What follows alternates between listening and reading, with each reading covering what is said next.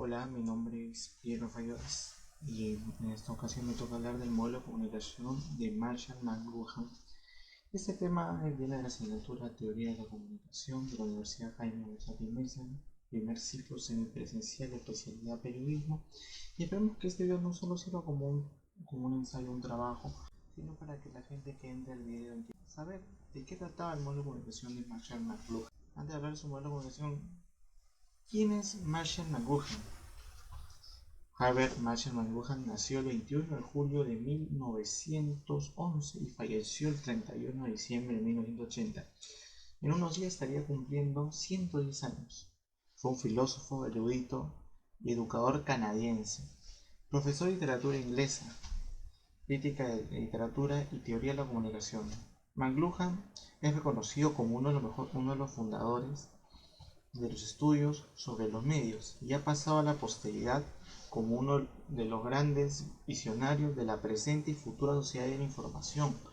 Durante el final de los años 60 y principios de los 70, McLuhan acuñó el término aldea global para describir la interconexión humana a escala global generada por los medios electrónicos de la comunicación. Es famosa su sentencia: el medio es el mensaje. Antes de hablar del tipo de comunicación de él, hay algunos tipos de modelos de comunicación, de teorías de modelos de comunicación. Verdaderamente no ha existido nunca una teoría de la comunicación en general que sea, sabemos que existe el emisor, el receptor, el mensaje, el canal, que es la clásica, pero lo que tenemos es un sinnúmero de resultados de investigaciones bajo el indefinido nombre de teoría de la comunicación. En un principio estos se basaban en una simple relación. Voy a plantear profundas interpretaciones.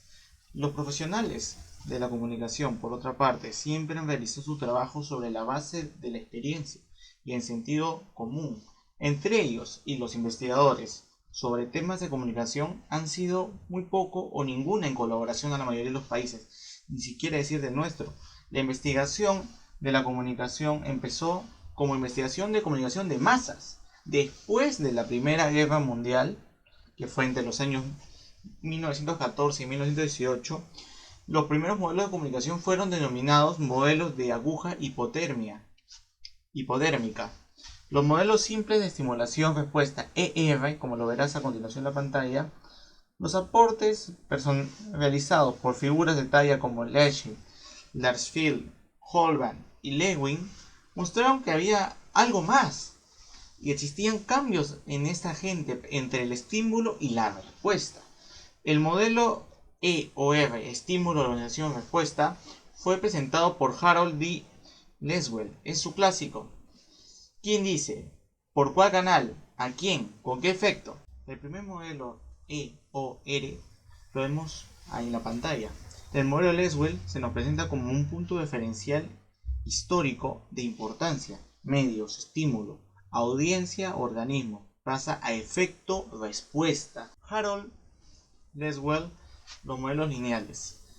La fórmula descriptiva del proceso de comunicación. En 1948, el profesor Leswell de la Universidad de Yale en los Estados Unidos publicó en la revista The Community of Ideas un artículo que tuvo un gran mérito: plantear claramente los elementos que se están jugando como un proceso de comunicación.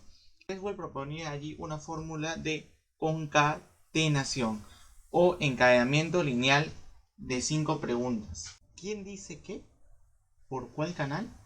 ¿A quién? ¿Con qué efecto? Este esfuerzo de síntesis es particularmente valioso, dado que agrupa los 5 puntos fundamentales del proceso de la comunicación. Las primeras invenciones de Leswell datan de los años 20, durante la Segunda Guerra Mundial, entre el año 1939 y 1945. Lo ocupa el análisis de la política. Examinó las fórmulas de Aristóteles y Quintiliano, que tenían la relación directa con la formación de oradores, por tanto, de emisores. Estudiando los mecanismos de la propaganda, se inspiró para crear su propia fórmula. Significación de los elementos de la fórmula. ¿Quién? ¿Quién es el emisor? Es decir, el origen, la fuente de toda comunicación. Leswell influyó en la eliminación todas las categorías de emisores, desde el simple periodista que escribe una nota hasta las agencias internacionales periodísticas o publicitarias o hasta tú mismo cuando tú escribes algo en una hoja. Se trata de aquí, del mensaje. Laswell se detenía principalmente en el análisis de la información de contenido, en el mensaje, en términos estadísticos. Es en todo procedimiento una calificación sistemática y, y cuantitativa de los datos informativos del mensaje. ¿Por cuál canal? Se trata de los medios usados para transmitir la investigación. Laswell introdujo la notación de análisis de medios, es decir, la investigación del o de los mejores canales capaces de vehiculizar el mensaje al o a los receptores. ¿A quién? En la relación del análisis de los medios y el análisis de los receptores es, para Laswell, sobre todo cuantitativo. Preconiza para medir en términos la cantidad, el universo. Preconiza medir en términos la cantidad, el universo a alcanzar para aislar una o varias partes. ¿Con qué efecto? Se trata del impacto de Laswell coincidía en forma global. En otros términos, el estímulo del contenido es un mensaje dado, reutilizado, dirigido a una población o un segmento de mercado, tal volumen dando resultado. Esa será, por ejemplo, el análisis del impacto de un mensaje publicitario en determinada región y mercados en términos de volumen de ventas, imagen, posicionamiento, y también podría ser los mismos textos y etcétera más. Planteamiento de McLuhan. En este planteamiento, McLuhan se une con Fiore, que era otro investigador. ¿Y qué ofrecen? En principal, el medio de comunicación como moderador de conducta del ser humano. Anteriormente, cuando no existían los medios electrónicos, los celulares, los televisores, la radio, el humano siempre vivía aislado de todo lo que corría a su alrededor.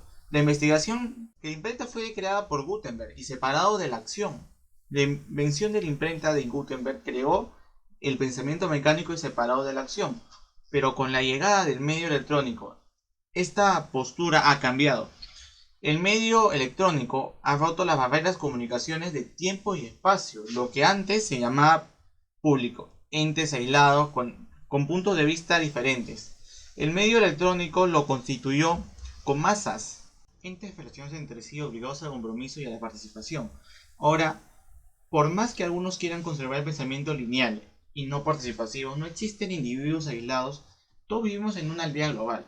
Continuamente estamos siendo bombardeados con una información nueva, una tras otra. McLuhan cita la frase muy interesante que dice: lo que sucede es que debemos vivir con los vivos. Es decir, vivir de acuerdo a lo que verdaderamente estamos pasando en nuestro alrededor, sin hacer caso omiso a los nuevos procesos comunicacionales y su influencia en la sociedad, y dejando atrás el proceso obsoleto. Como verás, la imagen hace un infinito el tipo de comunicación que está permitiendo McLuhan, que es extensión, reversión, recuperación y obsolencia.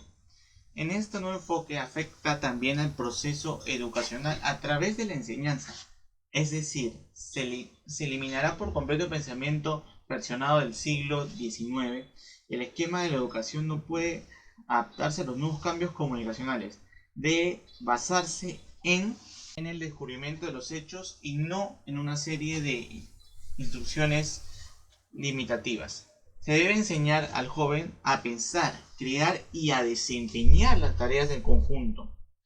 Y no obstante, cerrados. Debe también familiarizar al joven con los medios electrónicos, enseñarle sus bondades y amenazas. El punto interesante del planteamiento que surge en McLuhan es el mensaje, que no es simplemente la información que transmite a través de los medios de comunicación.